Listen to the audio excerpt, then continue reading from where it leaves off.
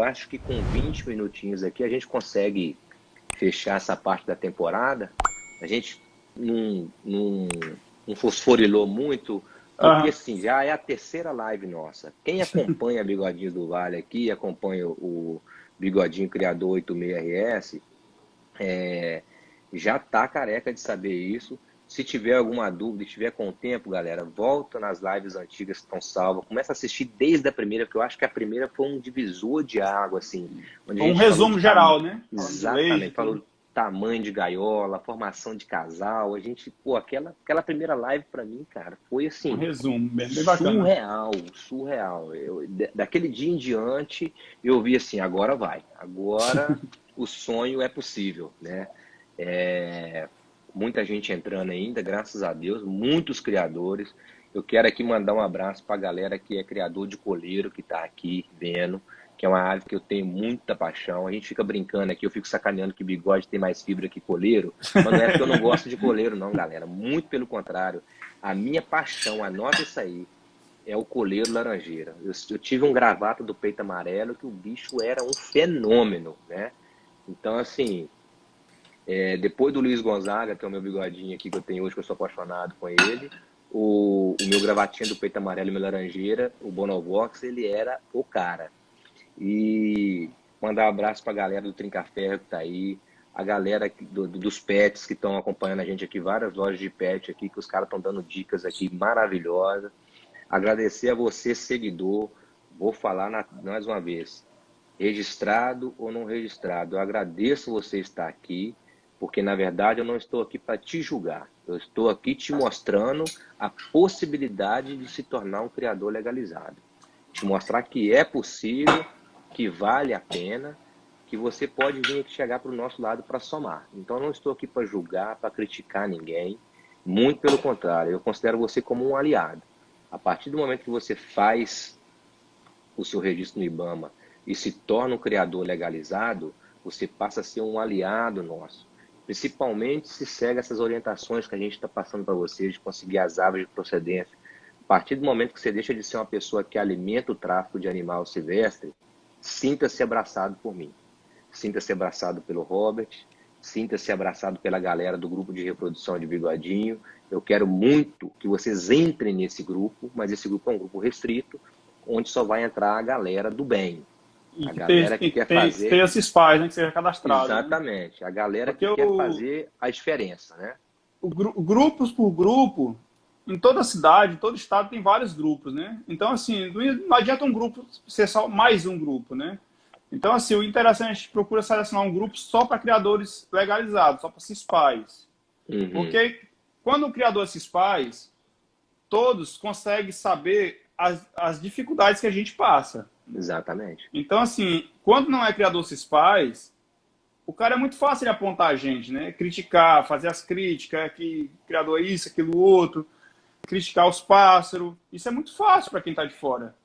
Agora, sim, quando você está dentro, está no mesmo elo, está passando a mesma dificuldade, né? Sofrendo aí com as Exatamente. dificuldades que o IBAMA propõe para a gente, aí a gente começa a se entender, entendeu? É, Então, assim, se o cara, o se o único cara grupo tem, que eu participo é o que tem só de criador CISPAs. se o cara tem aquele espírito rolista antigo ainda de, como diz esses dias aí, eu tava lembrando aqui, o cara perguntando se eu trocava um bigode por um som, por não sei o quê, cara, não, não é isso, cara. Não é isso. Eu crio o bicho porque eu amo. É um hobby. Isso aqui não me traz dinheiro nenhum, nada disso, entendeu?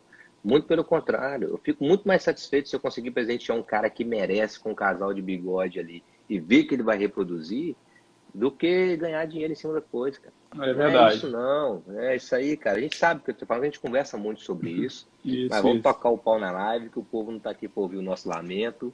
Muito pelo contrário, o povo veio para aprender com o mestre aí, entendeu? É, o Robert, então começou a temporada, você vai começar a dividir ali os casais.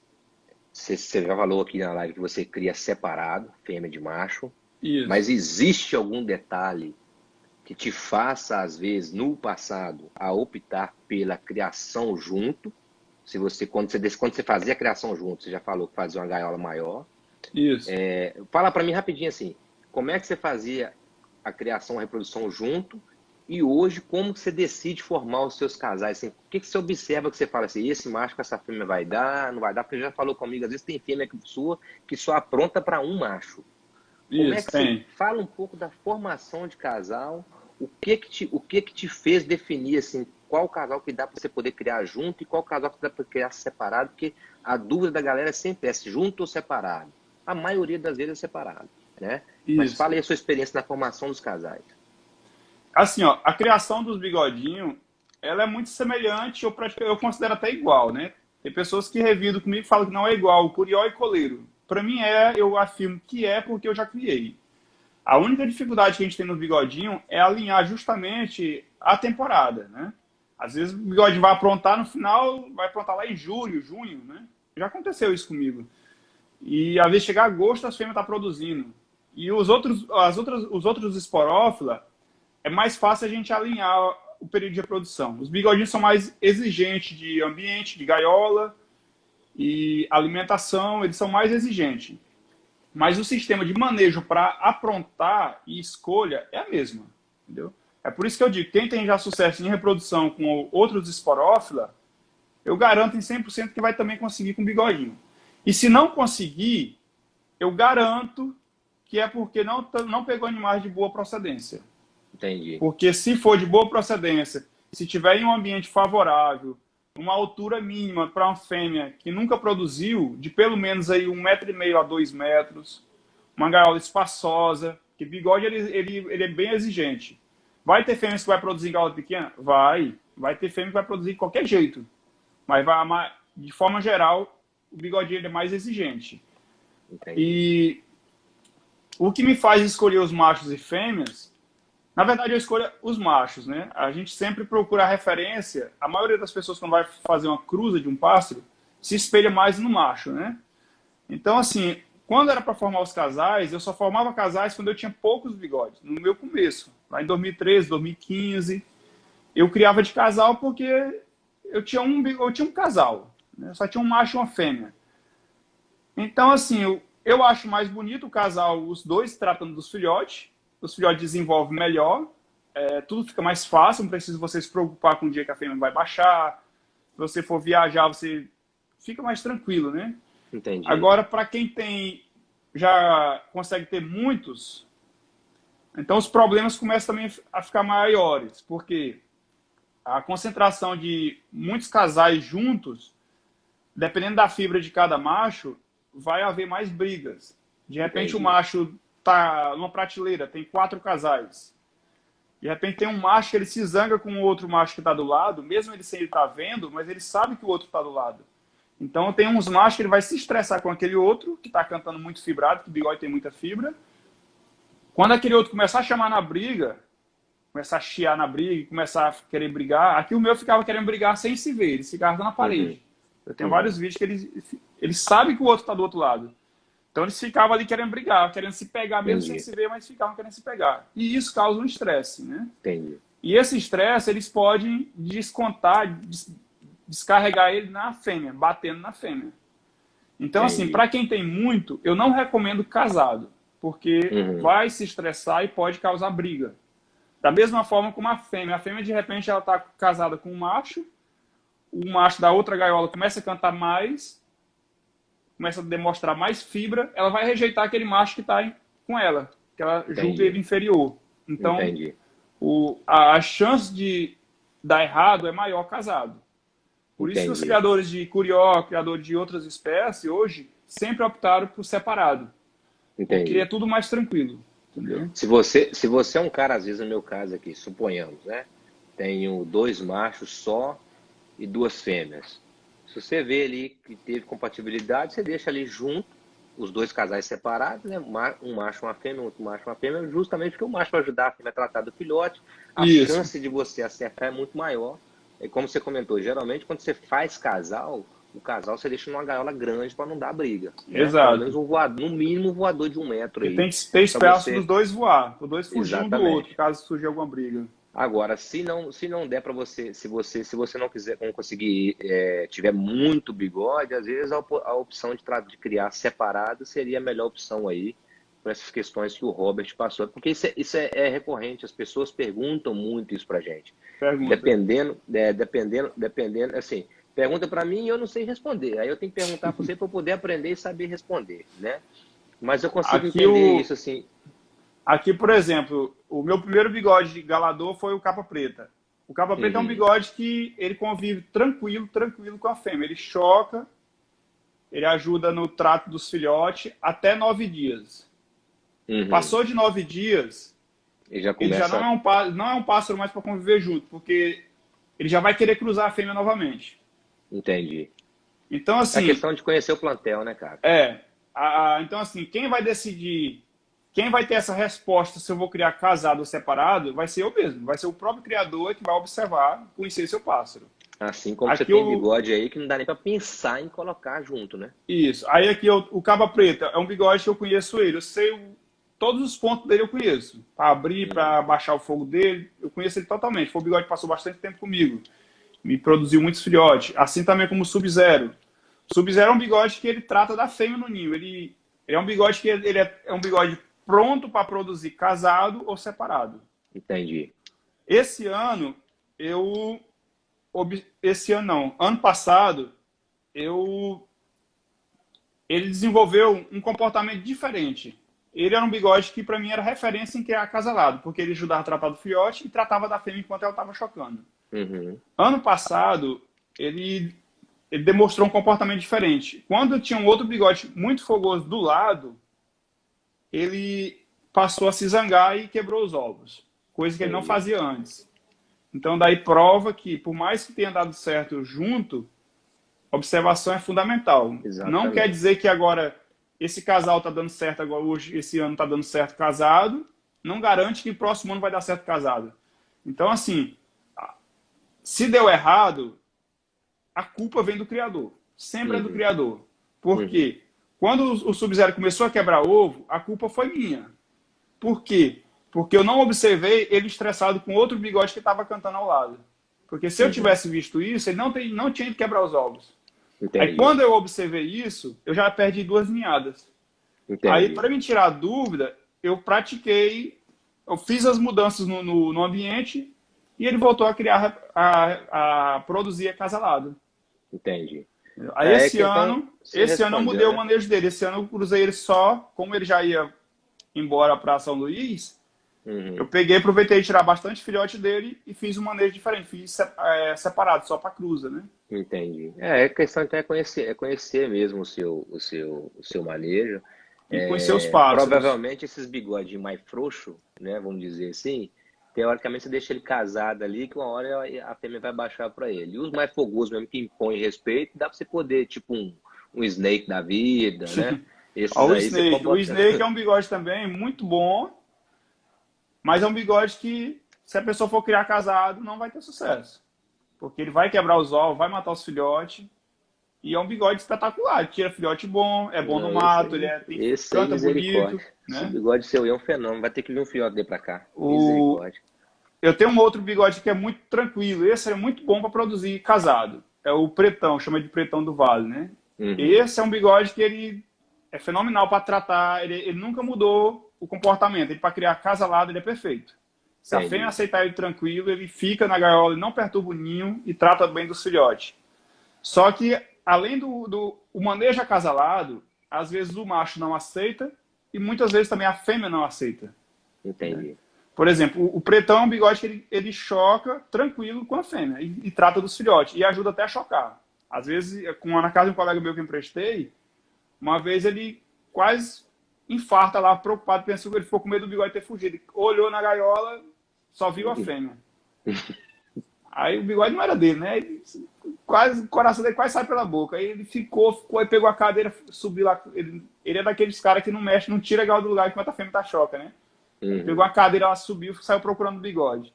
Aí ele só viu a ponta do rabo do bigode no ninho. Aí ele tava lá chocando. E a fêmea comendo.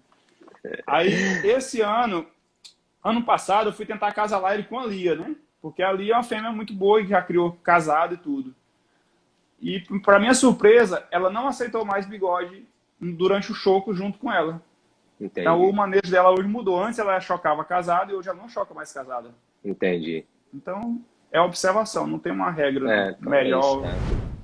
Você tem que conhecer o seu plantel, ter paciência, ter perseverança. Se for ansioso, toma um E Rivotril, observar. entendeu? Isso é observador, não Observação. tem, não tem estresse. Não tem uma Ô, receita, Robert, não.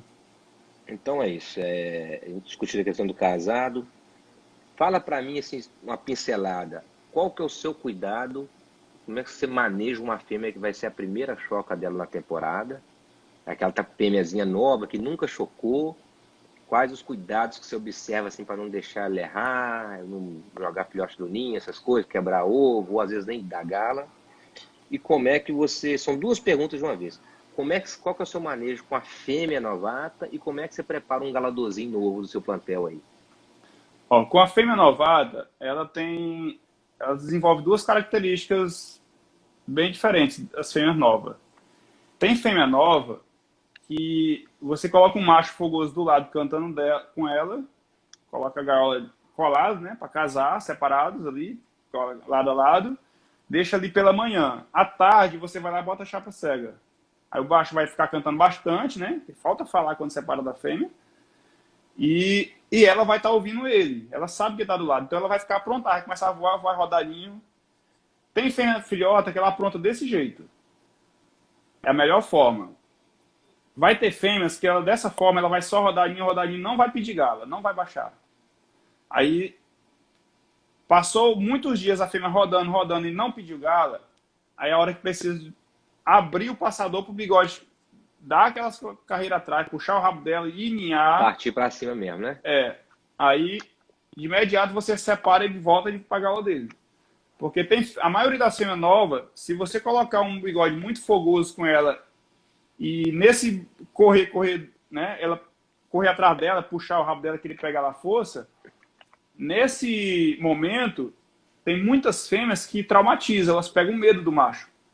Porque como elas são novas, elas não sabem que eles estão querendo cruzar, eles acham que ele está batendo, espancando. Uhum. Então esse momento é um momento muito delicado, a pessoa tem que observar muito. E tem que colocar um bigode que a gente sabe que ele não seja agressivo. Porque tem bigode que voa atrás da fêmea, ela querendo pegar ela, daí pro fim ele vai pro puleiro e continua cantando. Ou vai pro ninho, né? Pra ficar rodando ninho. Esse é um galador perfeito.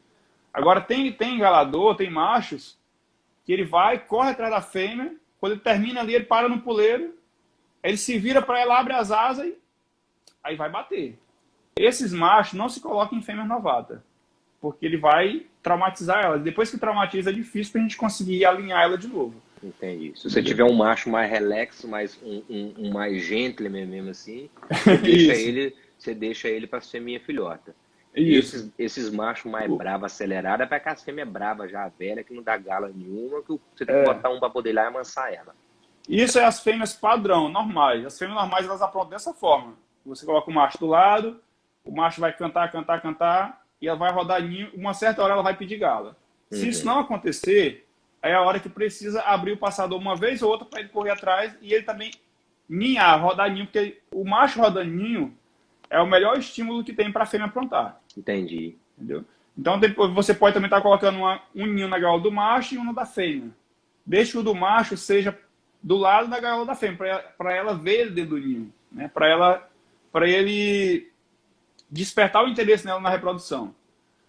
E vai ter algumas fêmeas mais fibradas, aquelas fêmeas mais malvadas mesmo, eu chamo, que ela não vai aprontar só com o macho cantando.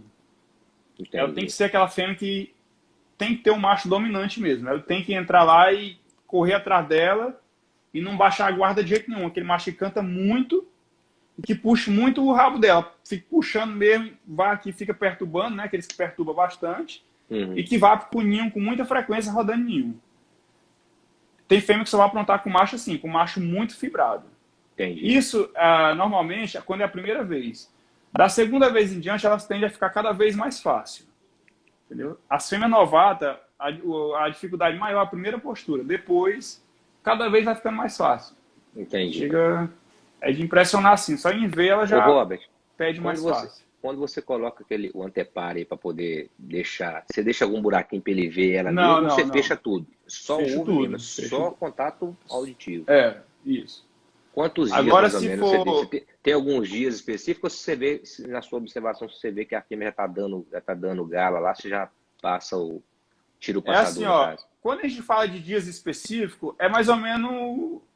É como se fosse uma receita. E não vai existir isso aí. Uhum, Entendeu? Vai uhum. ter fêmeas que vai passar ali uma semana rodaninho e não vai baixar, vai demorar para baixar. Vai ter fêmeas que vai ficar 3, 4 dias rodaninho, no quarto dia, na hora que você puxar aqui, ela já vai estar pedindo. Então é Entendi. bem relativo, não tem assim uma quantidade de dias. Agora sim, tem um bom senso, né? Por exemplo, se uma fêmea demorou 30 dias rodaninho, tem alguma coisa errada. Tá faltando um pontozinho de equilíbrio para daí ir para frente, né?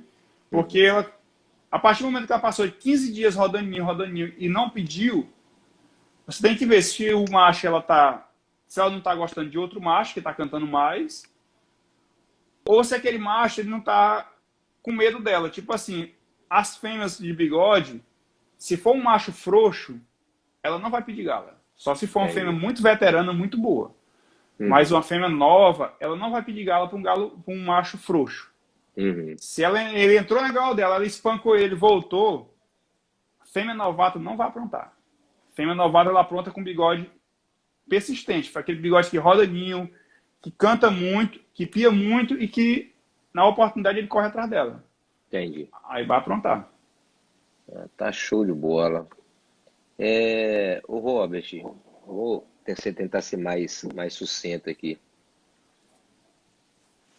Durante o período que a fêmea, vou pular um parte aqui para poder a gente acelerar um pouco. Como é que você faz assim? Eu queria que você contasse para mim assim, você já casou, a fêmea chocou ali e tá com os filhotes. Como é que é o seu manejo de alimentação para os filhotes? Você faz aquela mistura sua de semente que você já comentou. Aí eu queria que você comentasse na sua oferta de semente para o filhote, a extrusada que você usa. A gente já conversou muito aqui que você fala da Bioton coleiro, que você faz às vezes aquele esquema dela molhadinha para poder Isso. facilitar. E a sua farinhada, como é que é? Assim, detalha para mim assim, semente, eu faço assim, assim, assado. A extrusada que eu uso é a tal, assim, assim, assado. A farinhada que eu uso é assim. Aqui, ó, a base daquela semente, né? E no o filhote nasceu hoje, os primeiro trato, o filhote nasceu, eu sei que o filhote vai nascer hoje. Eu marquei lá 11 dias. O bigodinho nasce com 11 dias. Raramente nasce com 12. Depende do clima, do ambiente do local, mas o normal é 11 dias. Então deu 10 dias. No 11º dia, eu já sei que os filhotes vão nascer. Então de manhãzinha cedo, eu já baixo aquela gaiola, coloca a Biotron coleiro na unha, coloco pedaço de pepino. Na água, eu coloco o hidrovite, porque nos primeiros dias o filhote ele precisa de muita hidratação e de uma alimentação úmida para ele dar aquele start dos Uhum, 3 primeiros dias. Primeiro dia, ou eu vou colocar o hidrovite ou o glicopan pet, para o bichinho ter um bom desenvolvimento. Um dos dois, né? entendi. A Biotron coleiro, que é a extrusada, e a farinhada. Uhum, E se tiver, na época, se tiver, semente verde. entendi. Nos Então dias é seguintes, eu vou continuar aí por 3 dias no pepino. 3 dias de pepino. Depois basicamente então. eu vou começar a entrar com outras coisas, que nem um milho verde, abobrinha, o que tiver de verdura, tudo é bem-vindo. Entendi. Então, basicamente, você bota tipo um pepino mais para ajudar na hidrataçãozinha do bichinho nos primeiros Isso, dias. A Bioton colheiro você oferece daquela forma úmida que você já comentou com a gente. Você isso. bota ela na unha, pinga as gotinhas de água para ela dar 50% aquela de. inchada. Isso. E a... 50% de água, 50% de biotroncoleiro. A Entendi. biotroncoleiro, às vezes, eu evito comentar de usar ela úmida, porque assim, eu tive algumas decepções com essa extrusada no quesito de usar úmida, Uhum. na qual ela não é vendida para essa finalidade. Né? Então eu não Entendi. vou Ensinar uma poder. coisa. Eu não vou poder estar ensinando uma coisa, porque quando a pessoa comprar de repente um lote, de repente aquele lote não venha com condições favoráveis para usar úmida, Uhum. e não vai dar aquele resultado que eu estou falando que dá, entendeu? Porque os lotes que eu comprei de extrusada de 2 anos atrás eu vinha comprando, quando eu coloco 50% de água e 50% de estrusado, ele incha e fica num ponto que a fêmea pega com facilidade, não se desmancha, não vira aquela papa. Então, se ele não virar papa, ficar aquele grãozinho tudo uniformezinho, bem macio, então ele é perfeito para a fêmea tratar dos filhotes. Agora, se umedecer ela com água e ficar aquele migal velho molhado, como se fosse a papinha, a fêmea normalmente, é poucas fêmeas que se agradam, elas não pegam bem, porque elas se sujam. Entendi. E as fêmeas não gostam de muita sujeira no bico. Quando elas começam a pegar um alimento sujo demais, ela começa a limpar no puleiro. Então, se ela começa a sujar muito e sujar o puleiro, questão de 2 dias você está com a gaiola toda suja, nojenta. Vai dar proliferação de fungo, bactérias e vai adoecer o filhote. Entendi. Então, assim, se a própria Biotron coleiro seca, elas mesmo vão lá, come, bebe e ela incha no papo e elas alimentam. Entendi. E tem fêmea também que eu já tratei também de filhote só na farinhada.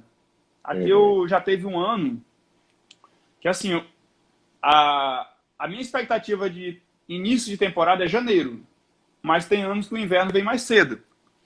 E esse sinal sempre meus bigodinhos me indicam. Já teve ano que chegou no final de novembro e eu não consegui mais manter meus bigodes juntos. As fêmeas já teve um ano que no finalzinho de novembro a Lia estava choca. Entendi. Então, assim, chegou em outubro, final de outubro, a Lia estava louca na gaiola, já caçando os cantos da gaiola para fazer ninho. E eu, essa fêmea, como é que eu vou fazer? Ela vai terminar botando sem cruza. Entendi. Então, assim, chegou o final de outubro, eu consegui segurar o máximo possível. Chegou o final de outubro, separei ela. Aí fiquei enrolando ela por baixo, pelo chão e tal, e mesmo assim ela acostumou e começou a rodar ninho no chão. Falei, não, é o jeito de eu colocar para cruzar. Já tinha macho fogoso, que não era normal. Aí, quando chegou no final de novembro, mais ou menos dia 20, alguma coisa assim, separei ela, botei o ninho e foi o jeito. No dia seguinte, já tava pedindo gala. Lembrando que para quem está chegando aí, que às vezes não tem essa questão do bigode, cara, para cruzar o bigode, ele tem que estar no auge, ele tem que estar muito fogoso. O bigode tem que estar em forma, senão não enche o ovo. Meia bomba não enche o ovo. Ele tem que estar em forma mesmo. Ele tem que estar daquele jeito, se piando fiote, caindo no fundo da gaiola, para você poder fazer o bicho ficar louco. Aí acontece muito isso aí. A minha expectativa sempre é para janeiro, mas pode acontecer um pouco antes, de acordo com o inverno. E os bichos, eles sinalizam essa época pra gente. Os bigodes, no caso, sinalizam. Então, essa alimentação... Do filhote, basicamente, é isso aí. Biotron, farinhada e o pepino, a fonte de umidade, né? Entendi. Mas, como eu falei, já teve época que eu tratei vinguei filhote, tratei só com a farinhada, que foi esse exemplo que eu falei. Teve um ano que a Lia aprontou no final de novembro. Final de novembro já tinha filhote aqui em casa. Entendi. Então, novembro, para quem conhece aqui no Nordeste, não vai existir nenhuma semente verde no mato. Então, o que tinha para mim aqui na época, eu não usava Biotron coleiro, eu usava Alcon. E a Alcon, meus bigodinhos, não tratava dos filhotes com Alcon, só tratava depois que ele saiu do ninho, já grandinhos. Então, o que eu tinha em mãos era só farinhada. Entendi. E a Lia tratou dos filhotes só com farinhada. E desenvolveu todos normais.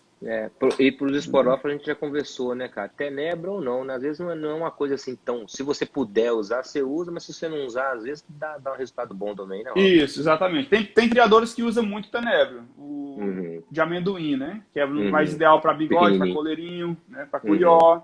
Então, assim, se a pessoa não tiver alergia e poder ter a cultura em casa, é bom, muito bom. Nos primeiros dias, até a hora de separar. Fonte de proteína animal, né? Para filhote, em termos assim, de medicação polivitamínico, geralmente é só o Hidrovit mesmo, né? Tem alguma outra que você usa em alguma situação específica? Uma observação. O filhote nasceu hoje. Se eu usar o Hidrovit, eu vou usar o Hidrovit só por 2 dias. De acordo com a recomendação do fabricante. Não vou usar mais do que isso. Se eu usar mais do que isso, eu vou induzir a fêmea para muda. É o que ele faz. Ele ajuda, mas na mesma hora ele pode quebrar as pernas da pessoa. Então, para quem for querer usar Hidrovit, tem que ter muita cautela. Tem que saber o que está fazendo, conhecer o produto. Assim como todo produto. Não adianta você usar uma medicação porque fulano disse que é bom. Fulano disse que é bom. Antes de você comprar, abra o produto, peça a bula, leia para que serve, veja a composição. Daí você decide se você compra ou não, se você está precisando ou não. Então, assim, o filhote que nasceu hoje, eu uso Hidrovit por 2 dias ou entro com Glicopan. Se eu entrar com Glicopan, eu posso ir com Glicopan até durante 15 dias, tranquilo. O desenvolvimento bom do filhote e não vou estar prejudicando a fêmea. Tem pessoas que fazem isso, o filhote nasceu, entra com antibiótico para evitar uma infecção no filhote.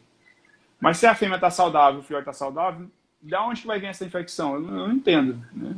Entendi. Agora, se você entrar com antibiótico em cada ninhada de filhote, você vai estar ajudando o filhote. E a mãe do filhote? Você está arrebentando ela, usando antibiótico nela. Quantas vezes você vai estar dando medicação para ela, né? À toa, né? Uhum. Então, assim, a minha base é essa aí, é o que tem dado certo. É vitamina, quando o filhote nasce, e o pepino, biotroncoleiro e a semente.